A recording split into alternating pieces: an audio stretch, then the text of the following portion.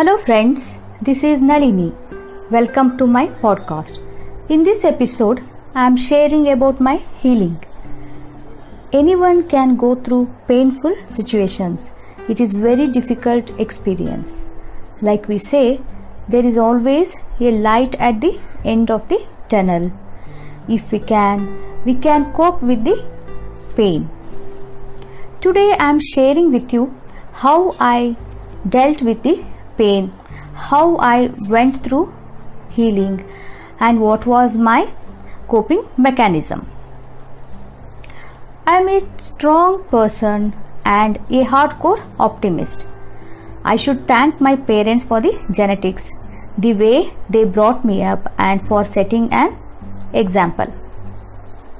After all, I am also human. I was broken by the loss of my child. In this podcast, I will share briefly how I am healing from that tragedy. Traveling, meditating, and reading. I lost my son in 2017. He was just 24 days old. Initially, I could not believe that he is no more with us. My husband said we will leave the city and go out for a while as it is suffocating here. So the next day itself, we went out of town. We went to Mangalore, Gokarna, and then Bangalore. We travelled a lot for 10 days. From Mangalore to Gokarna, we went by car. The whole trip, we were soothed by the beautiful nature that was passing by. We were talking non-stop about everything. In between, I used to burst into crying. Days were somehow passing, but I could not close my eyes during nights. I have so many sleepless nights. I did not sleep properly for many nights. Something inside me told about spirit babies one night. So I purchased many books on spirit babies and started reading all through days and nights. I searched on the net and read many real experiences shared by the parents. This helped me a lot. We both started meditating together, holding each other's hands. It gave both of us strength. We continued meditation for a few months. I was always thinking about my son and how I used to sing for him, how I used to hold his hands, how he used to respond to my voice. When he was in my womb, I used to sing this particular lullaby. He used to respond by kicking my womb. After he was born, he used to respond very quickly by moving his hands and legs for the same lullaby.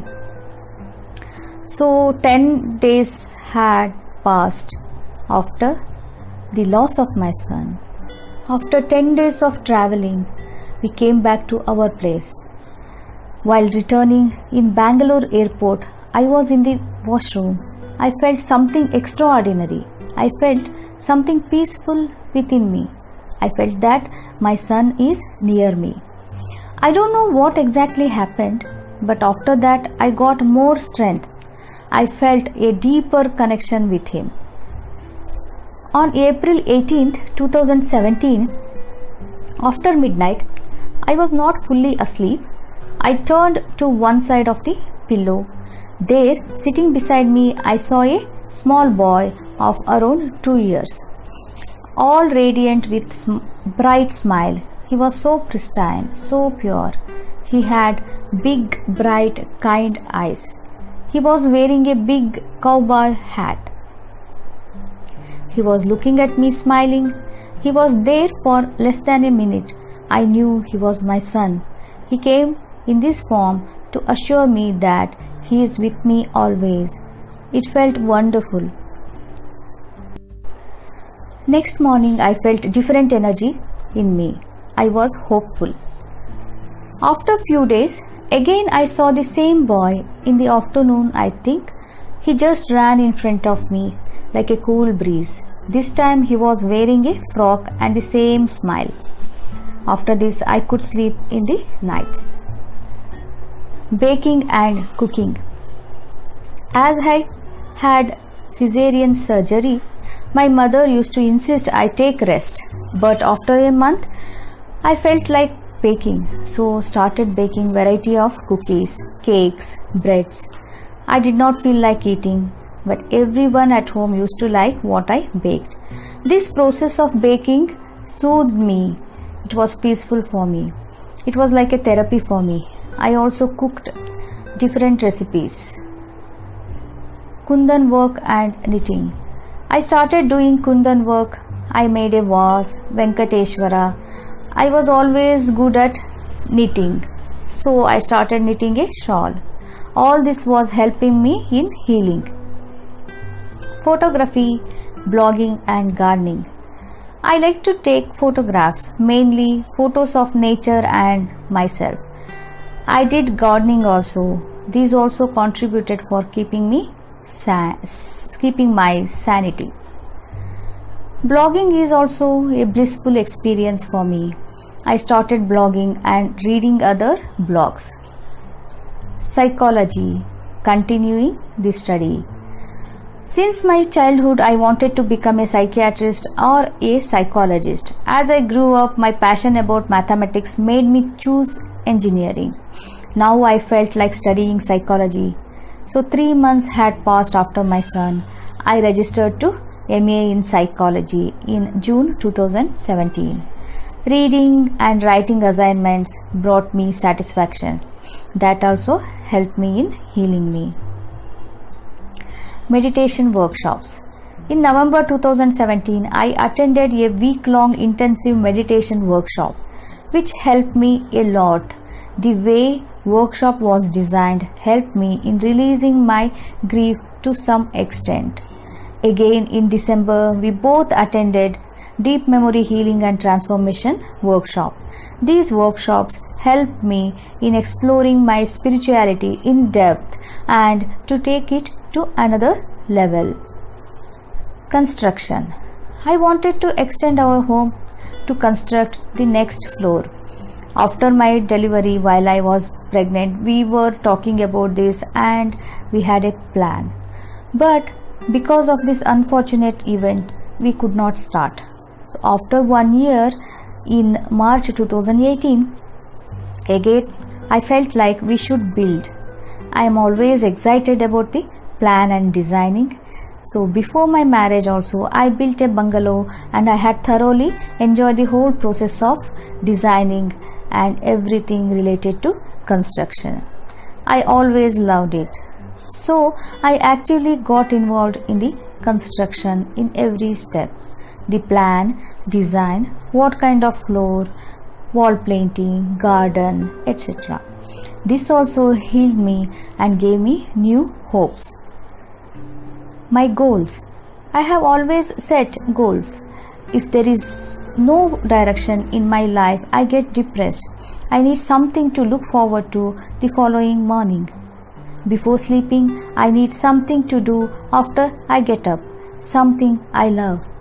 In the year 2018, my goals which were keeping me inspired are 1. A hope that one day a child will complete our family. 2.